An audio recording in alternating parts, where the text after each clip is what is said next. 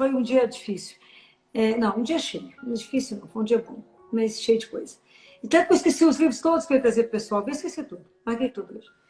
Mas uma das místicas beneditina do século, acho que 13, esqueci o nome dela, e que quando ela fala da criação, que quando eu fico imaginando que quando ela fala que a gente sai de perto do coração de Deus, né? Então, quando Deus nos molda e nos convida à vida, Ele nos convida para uma vida que a gente não tem dimensão do que significa, né? Ele nos criou para viver com Ele eternamente. E a gente fica aqui preso, aqui, vivendo num ateliêzinho, achando que vida é isso. Então, vida não é isso, né? Isso aqui a gente não pode confundir vida com subsistência. Por isso Jesus fala, olhe para as aves do céu e para os lírios do campo. Ele mandou não olhar para ninguém importante, nem chique, nem famoso. Mandou? Não. É verdade. Não mandou. Mandou olhar para as aves do céu, para os lírios do campo. Ninguém semeia, ninguém planta e tem tudo. Vocês têm que confiar no Pai de vocês. Vocês têm um Pai. Ai, que delícia isso. Você sabe que domingo, quando eu escutei Pai, que eu comecei a rezar Pai, nossa, comecei a chorar. Saudade, tem hora que eu tenho saudade do Pai, a gente fala isso, né? Como se eu tivesse tido no colo, eu chorei.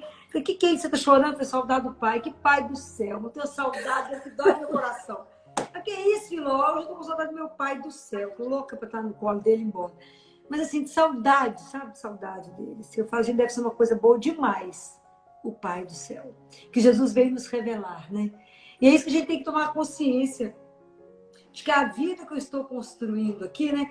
Jesus fala isso para a mística francesa, para Gabriele. Todo ato nosso tem uma repercussão no céu ou no inferno. Tem uma outra.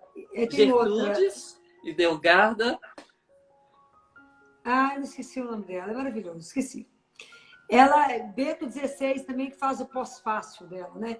É umas mulher danada, né? Ela é beneditina também, assim, uma coisa louca. É umas místicas que eu gosto de ver. Para ver se a gente aprende alguma coisa com essas mulheres, né, padre? Essas mulheres brilhantes aí, né?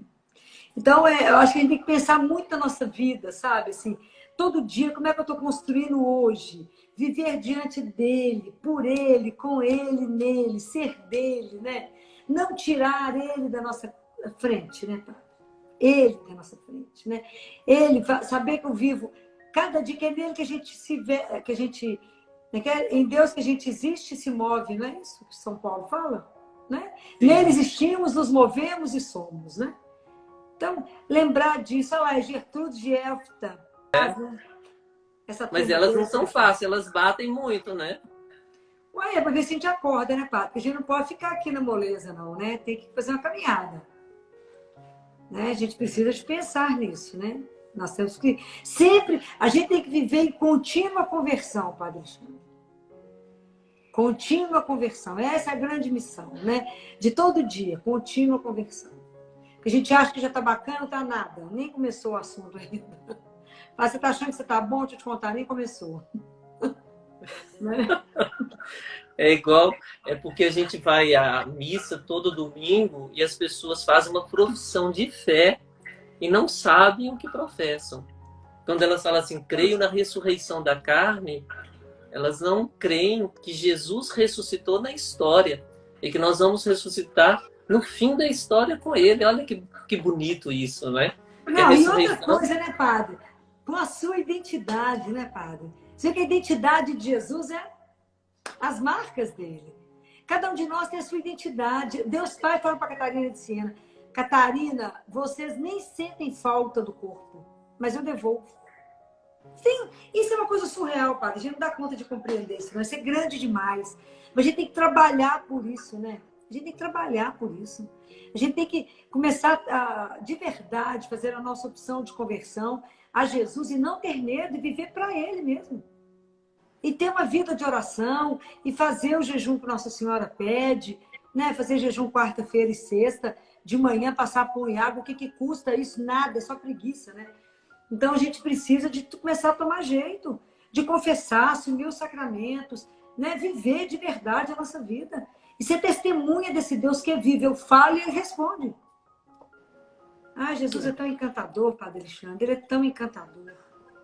Ele é tão encantador que ele me emociona, né? Assim, como é que como é que ele faz, né? Ele me deixa sem palavras, de verdade. Quando você coloca a questão das marcas, né, das chagas, que ele vai dizer, né, sou eu mesmo, eis aqui as minhas mãos e os meus pés, né? E ele fala, como sois sem inteligência e lentos para crer em tudo o que já foi falado antes pelos profetas, né, pela lei, por Moisés, por tudo aquilo que já foi, vocês não foram capazes de perceber isso, né? Pois é, por isso que eu acho que a gente tem que pegar tudo que ele falou e viver de verdade o que ele falou. A gente tem que viver de verdade a nossa fé, falar, gente, se ele falou isso, Jesus não ia atravessar o universo para vir cá contar abobrinha para nós. Então, aquilo que ele disse, a gente tem que assumir como verdade, né? E viver isto, né? Viver com ele, Padre. Mas a gente tem que pedir muita graça de viver com ele. Porque o dia inteiro o mundo te tira, o mundo te dispersa. Não é brincadeira, não. O dia inteiro, se a gente tiver uma disciplina de oração, porque a gente precisa de muita disciplina, né? A disciplina da oração pela manhã, oração na hora do almoço, oração antes de dormir. Precisamos de disciplina. Porque a gente dispersa demais, a nossa carne é muito fraca. A gente é fraquinho demais, né? Muitas pessoas estão sofrendo nessa época da Covid porque elas deixaram de viver uma rotina e uma disciplina. Quer dizer, levantam a hora que querem, fazem o que querem, né? Eu, por exemplo, para vir aqui, ó, eu me arrumei toda assim, ó. Muito bem, isso mesmo. Porque isso é respeito, né, Padre? Isso é disciplina. A gente tem que ter disciplina espiritual. Né? Jesus não mudou porque tem Covid. O mundo está em crise, mas Deus não está em crise.